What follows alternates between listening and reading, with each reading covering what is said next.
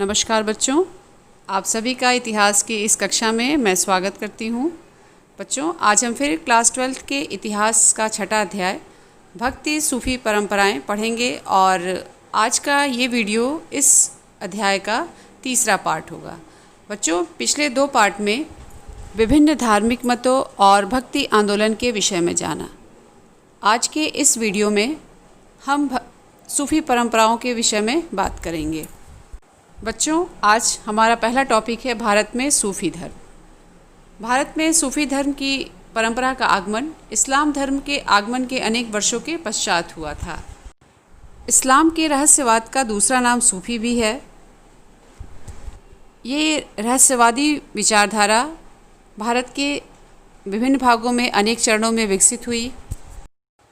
बच्चों, ऐसा माना जाता है कि सूफियों ने रूढ़िवादी विचारधाराओं की आलोचना की थी और उन्होंने मुक्ति की प्राप्ति के लिए ईश्वर की भक्ति और उनके आदेशों के पालन पर बल दिया था। उन्होंने पैगंबर मोहम्मद को इंसान कामिल बताते हुए उनका अनुसरण करने की सीख भी थी। सूफियों ने कुरान की व्याख्या अपने निजी अनुभवों के आधार पर की थी। बच्चों, आइए अब हम ये जानेंगे कि सूफी मत या सूफीवाद का उदय कैसे हुआ भारत में। सूफीवाद 19वीं शताब्दी में मुद्रित एक अंग्रेजी शब्द है जिसे इस्लामिक ग्रंथों में तसव्वुफ कहा गया है। सूफीवाद की उत्पत्ति सूफ से हुई है जिसका शाब्दिक अर्थ ऊन होता है। यह ऊन सूफियों द्वारा पहने जाने वाली ऊनी वस्त्र का द्योतक भी माना जा सकता है। सूफी नाम के साधु मोटा वस्त्र धारण करते थे, ज़मीन पर सोते थे और मोहम्मद साहब की बनवाई हुई मस्जिदों में रहते थे। ये आपस में वाद विवाद एवं विचार विमर्श भी किया करते थे। 19वीं शताब्दी तक सूफीवाद का पूर्ण विकास हुआ जिसका सूफी व कुरान से संबंधित अपना एक साहित्य था। यह एक संगठित समुदाय के रूप में एक जगह पर रहने लगे जिसे खानकाह कहा गया।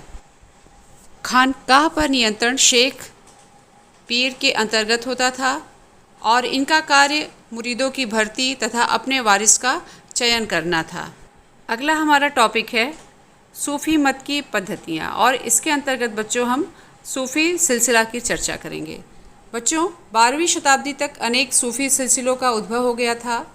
सिलसिले का शाब्दिक अर्थ जंजीर है जो शेख और मुरीद के बीच एक निरंतर रिश्ते की द्योतक मानी जाती है और जिसकी पहली अटूट कड़ी पैगंबर मोहम्मद से जुड़ी हुई है, जिसके द्वारा आध्यात्मिक शक्ति और आशीर्वाद मुरीदों तक पहुंचता है। मुरीदों के लिए दीक्षा के नियम बनाए गए जिसमें दीक्षित को निष्ठा का वचन देना पड़ता था और सिर मुड़ाकर थेगड़ी लगे वस्त्र धारण करने पड़ते थे। थेगड़ी यानी जो पैचेज वाले कपड़े होते हैं उनको पहनना पड़ता था। फिर पीर की मृत्यु के बाद उसकी दरगाह उसके मुरीदों के लिए भक्ति का स्थल बन जाती थी, जहाँ पर सामान्य दिनों के अतिरिक्त उनकी बरसी पर ज़ियारत करने की प्रथा प्रारंभ हुई। इस परिपाटी को उर्स कहा जाता था क्योंकि लोगों का मानना था कि मृत्यु के बाद पीर ईश्वर से एकीकृत हो जाते हैं और इस तरह पहले के बजाय उनके और अधिक करीब हो जाते हैं। अतः इसके साथ ही चिश्ती सिलसिले का भी विकास हुआ। अब हम पढ़ेंगे रहस्यवादी सूफी सिलसिला। कुछ सूफियों ने खानकाह को त्याग कर फ़कीरी में विश्वास रखा, इसलिए उन्हें रहस्यवादी कहा गया है। इन लोगों ने निर्धनता और ब्रह्मचर्य को गौरव प्रदान किया। इन्हें विभिन्न नामों से भी जाना जाता था जैसे कलंदर, मदारी, मलंग, हैदरी इत्यादि। इन्होंने शरिया की अवहेलना की थी, यानी शरिया को नहीं माना था, तो इसलिए इन्हें बेशरिया भी कहा जाता था और जो व्यक्ति शरिया का पालन किया करते थे उन्हें बाशरिया यानी बेशरिया से अलग करके उन्हें रखा जाता था। बच्चों, अब हम पढ़ेंगे चिश्ती सिलसिला। 12वीं शताब्दी के अंत तक भारत में चिश्ती सिलसिला काफ़ी प्रभावित था। इन्होंने भक्ति परंपरा को अपनाया। खानकाह चिश्ती सूफियों की गतिविधियों का केंद्र बिंदु हुआ करता था। तो आइए सबसे पहले हम सूफियों की चिश्ती खानकाह के विषय में बात करें। चिश्ती खानकाह समाजी जीवन का केंद्र बिंदु था और इसमें सबसे प्रसिद्ध और जिसके बारे में बहुत लोगों को जानकारी भी है, शेख निज़ामुद्दीन औलिया की खानकाह सबसे प्रसिद्ध थी, जो उस समय दिल्ली शहर की बाहरी सीमा पर यमुना नदी के किनारे गियासपुर में स्थित था। इस खानकाह में छोटे छोटे कमरे और एक बड़ा हॉल बना होता था जिसे जमात खाना कहा जाता था, जहाँ पर सहवासी और अतिथि रहते थे और उपासना करते थे। इन सहवासियों में शेख का अपना परिवार, सेवक और अनुयायी भी शामिल थे। ये सभी खानकाह में बने छोटे छोटे कमरों में रहते थे और उपासना किया करते थे। इस खानकाह में सभी समुदाय के लोग जैसे व्यापारी, सिपाही, गुलाम, हिंदू, जोगी, कलंदर, कवि आदि अनुयायी बनने और इबादत करने तथा विभिन्न समस्याओं पर शेख की सलाह लेने के लिए आते थे। यहाँ एक सामुदायिक रसोई, जिसे लंगर भी कहा जाता था, चलती थी और सुबह से देर रात तक विभिन्न तबके के लोग आकर यहाँ पर भोजन भी ग्रहण करते थे और शेख से मिलने मिलाने भी आया करते थे।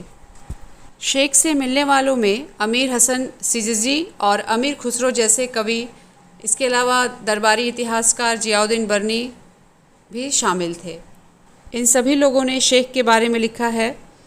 शेख के सामने झुकना, मिलने वालों को पानी पिलाना, दीक्षितों के सर का मुंडन तथा यौगिक व्यायाम आदि व्यवहार इस तथ्य के परिचायक माने जाते थे कि स्थानीय परंपराओं को आत्मसात करने के लिए इन लोगों ने काफ़ी प्रयत्न किया था। शेख निज़ामुद्दीन ने कई आध्यात्मिक वारिसों का चुनाव किया और उन्हें उपमहाद्वीप के विभिन्न भागों में खानकाह स्थापित करने के लिए नियुक्त भी किया था। बच्चों, यही सब कारण था कि चिश्तियों के उपदेश, व्यवहार और संस्थाएं तथा शेख का यश चारों ओर फैल गया और उनकी तथा उनके आध्यात्मिक पूर्वजों की दरगाह पर अनेकों तीर्थयात्री आने लगे थे। आइए बच्चों, अब हम चिश्ती सिलसिले की कुछ विशेषताओं के विषय में बात कर लें। तो सबसे पहली विशेषता ये थी कि चिश्तियों का जीवन संयम और सादगीपूर्ण होता था। दूसरी विशेषता, राजनीतिक सत्ता से दूर रहने पर बल दिया जाता था, यानी इन्हें कोई भी राजनीतिक मोह रखने की मनाही थी। तीसरी विशेषता, शासक द्वारा स्वेच्छा से दिए गए दान या भेंट स्वीकार्य थे। चौथी विशेषता थी, चिश्ती संतों के खानकाहों को कर मुक्त भूमि अनुदान में शासकों द्वारा दी जाती थी। कर मुक्त भूमि यानी जिस भूमि पर कोई टैक्स न लिया जाए, कोई लगान न वसूला जाए। बच्चों, ये चार्ट आप देख रहे हैं, ये चिश्ती सिलसिला के मुख्य उपदेशक हैं, जिसमें देखिए 3 कॉलम बने हुए हैं। एक पहला कॉलम आपका सूफ़ी यानी जो सूफ़ी संत हैं, दूसरा उनकी मृत्यु का वर्ष और तीसरा है दरगाह का स्थान जहाँ पर उनके दरगाह बने हुए हैं। तो सबसे पहले देखिए शेख मोइनुद्दीन चिश्ती की दरगाह है। कहाँ पर? अजमेर में। ये बहुत ही प्रसिद्ध दरगाह है और उनकी मृत्यु कब हुई? 1235 में। फिर देखिए दूसरा है ख्वाजा कुतुबुद्दीन बख्तियार काकी, इनकी दरगाह दिल्ली में है, इनकी मृत्यु 1235 में। फिर तीसरी है आपकी शेख फरीदुद्दीन गंजे शकर, इनकी दरगाह अजोधन पाकिस्तान में है और इनकी मृत्यु 1265 में हुई थी। चौथी है शेख निज़ामुद्दीन औलिया की, ये भी दरगाह दिल्ली में है और इनकी मृत्यु 1325 ईस्वी। पांचवी दरगाह है शेख नसीरुद्दीन चिरागे दहली की, इनकी भी दरगाह दिल्ली में ही है और इनकी मृत्यु हुई थी 1356 ईस्वी में। ये सभी सूफी संत चिश्ती सिलसिले से संबंधित थे और काफ़ी प्रसिद्ध भी हुए थे। बच्चों, अब हम चिश्ती उपासना के विषय में जानेंगे। जैसे आपने देखा होगा पिक्चर्स में या सीरियल्स में देखा है किस तरह से दरगाहों पर कव्वाली वगैरह गाई जाती थी, जिसे हम जियारत भी कहते हैं। आइए उसके बारे में बात करें। सूफ़ी संतों की दरगाह जियारत करने का प्रमुख केंद्र स्थल माना गया। ख्वाजा मोइनुद्दीन चिश्ती की दरगाह सबसे प्रसिद्ध है, जो गरीब नवाज के नाम से जाने जाते हैं। इनकी दरगाह पर आने वाला पहला शासक दिल्ली का सुल्तान मोहम्मद बिन तुगलक था तथा इस दरगाह की इमारत का निर्माण करने वाला पहला सुल्तान गयासुद्दीन खिलजी था। आप इसको याद रखेंगे बच्चों, मोहम्मद बिन तुगलक और गयासुद्दीन खिलजी। 16वीं शताब्दी तक इस दरगाह की लोकप्रियता एवं जियारत संबंधी भजनों के कारण अकबर यहाँ आने के लिए प्रेरित हुआ था। ये सभी सूफी संत संगीत के माध्यम से अपने इष्ट की आराधना करते थे। नृत्य और संगीत जियारत का ही एक अंग माना जाता था। विशेष रूप से कव्वालों द्वारा प्रस्तुत रहस्यवादी गुणगान अथवा जो कव्वाली गाई जाती थी, वो ये मानते थे कि इस कव्वाली के द्वारा हम खुदा के समीप जा रहे हैं, यानी खुदा का सानिध्य प्राप्त कर रहे हैं। कुछ अन्य सूफियों ने कविताएं और गज़लें भी लिखी थी, जिनमें ईश्वर को प्रेमी और मानव को प्रेमिका के रूप में माना गया था। और इसका सबसे महत्वपूर्ण उदाहरण आपने हिंदी में भी पढ़ा होगा, मलिक मोहम्मद जायसी का जो प्रेमाख्यान है, जिसे हम पद्मावत के नाम से जानते हैं, जिसमें रानी पद्मावती और चित्तौड़ के राजा रतन सेन की प्रेम कथा को बताया गया है।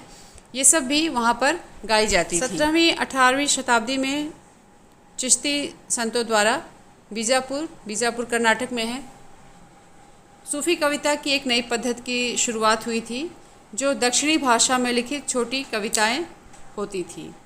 इसके अलावा भी कुछ अन्य रचनाएं जैसे लोरी नामा और शादी नामा के रूप में लिखी गई थी। बच्चों, इसी में एक प्रसिद्ध नाम है अमीर खुसरो का। इन्होंने भी